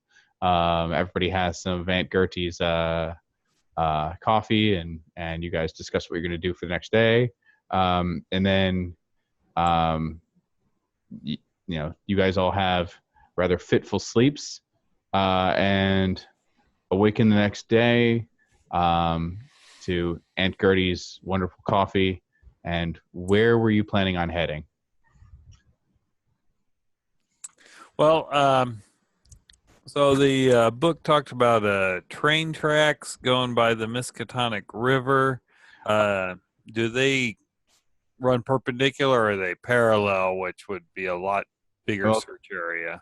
Well, with it, the Miskatonic River kind of runs between Arkham and Bolton. Mm-hmm. There's some train tracks on the north side of the river. With it, with the loose instructions that you got from Saul, you think the rough area. Like you could drive out there and probably drive around for a half hour, maybe find the place. Okay. Well, are we going to go there during the daytime, or are we going to wait until later? I'd like to go during the day. I guess that's probably a good idea. Yeah, dark places are starting to bother me. But what about Pell? We haven't found Pell yet. But where could we start looking for him? The cabin. The camp. And the last place anybody saw him was diving into the sewers of Arkham. Could open up the sewer and yell, "Hey, Mr. Pell, are you down there?" Why, Aunt Gertie, that could work. I'm not climbing down. You can go. I'll make cookies and coffee, but I ain't climbing down. It's not in these shoes. So is that going to be the morning plan? Yeah, I think so. Well, Cornelius takes a bagged lunch into the sewer. Nobody's gonna stop me. Then, yeah. I would dissuade him from that and go, well, the sewers, they run for a while, a lot of diseases down there and everything. You're not by your little star you drew, so it's not going to help you out. I think in the morning we could at least locate the cabin, maybe stake it out a little bit, see if there's any comings and going. We don't need to barge in, just watch it for a little while. Nothing happens, then we can investigate deeper. Watch it, investigate deeper, and see where it takes us. Yeah. At least see if we can find it. Yeah. Yeah, caution would be prudent. Okay, so right now it sounds like there's the Cornelius faction, which wants to go into the sewers of Arkham, and then the everybody else faction that wants to go at least find out where the cabin is. You guys going to split up along those lines, or are you guys going to drag Cornelius kicking and screaming to the outskirts of Bolton to look for this cabin? Cornelius, you don't want cholera. No, but Pell's down there. Pell knows what's going on. It was his notes that they're based off. His notes. It's That true. led them to this discovery. Pell will know what they're doing. But the sewers dump into the river, and then the river runs by the cabin. So ipso facto, he's at the cabin. That could be true, actually. But if what they're doing is dangerous, Pell wouldn't go. Oh, He's too smart. He evaded the police. He tried to warn me. He tried to warn me. Doesn't that mean that he's trying to help us? Way back in the beginning. Well, we had made plans already that we were going to go to the cabin. That's only going to take a little bit of time. We can always come back here to Arkham and look for Mr. Pell in the sewer. But what if it's too late? What if there's something that we don't know that Pell knows, and we don't come back? Just become another experiment. Honey, you're just getting really nervous. Cornelius, Pell found out about the auction somehow, possibly a newspaper where they announced the auction. You could place an article in the newspaper announcing some more of Pell's items going for auction, and he'll find you. it's an excellent idea. What about all the other people that show up? We just tell him, beat it. Or tell him it's going to be in 2 weeks, and it's a secret auction, and meet on the corner of Jefferson in 2 weeks. Or Actually, you've got a good idea there, except why don't we just put a classified ad? If you think he's going to read the newspaper, we just put a classified ad saying, Mr. Pell, if you're out there, we want to talk. Yeah, anything like that. That's good. That's even better idea. We could take it and put it on a piece of paper and wad it up and drop it down in the sewer. Maybe he'll find it and read it. No. Publishing is a grand idea. Yeah, we'll just make a simple. We could even say, Mr. P, we have some of your stuff. Make it a little covert, but Yeah. I don't know if he'll read it or not. What else does he have to do in the sewer? Well, If I don't we know don't if get the it delivery boys deliver the paper to the sewer, but he probably gets the day after me. Exactly. It's not a bad idea. Let's do that. We could always do a dead drop at the sewer entrance that he went into. Yep. I'm starting to think, though, that we all should stick together for a while. There's some screwy stuff going on. Agreed. Agree. I'm saying Screw is not the word I would use. So with this, just to kind of get a sense of things, basically the plan is you guys are going to dead drop the sewers, like just flyer the sewers, basically, and also put an ad in the paper. Okay, so is that going to be basically your morning? Doing that, And then okay, we'll head over to the cabin. Okay, so yeah, you guys spend your morning doing that. You get yourself a nice lunch. A few times probably have to hold Cornelius back from trying to clamber down. Down at sewers, just yelling, "Pal!"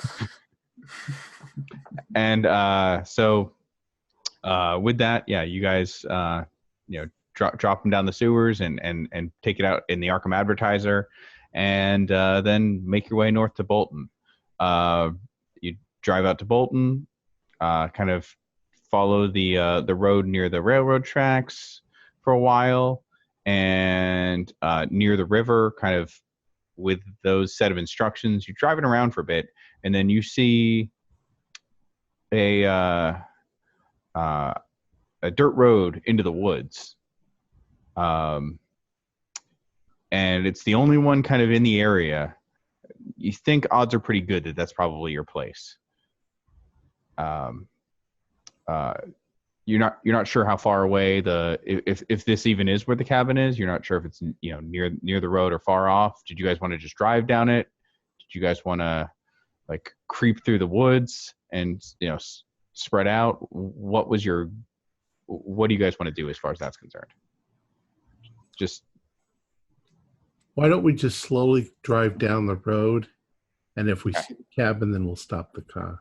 Okay. Yeah. So that's So slowly creeping down the dirt road, down this winding, forested area, you come around a bend, around a thick thicket of trees, and it opens up, and sure enough, there's a well-appointed cabin there, with what looks like somebody's home, because smoke is rising from the chimney. And that's where we'll end it for tonight.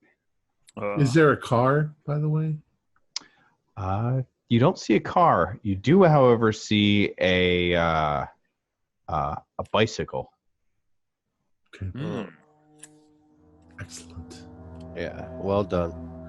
Our players included Morgan Llewellyn, Brian Daly, Keith Craig, Jason Melnichuk, and myself, with Luke Strom as the keeper of the secrets.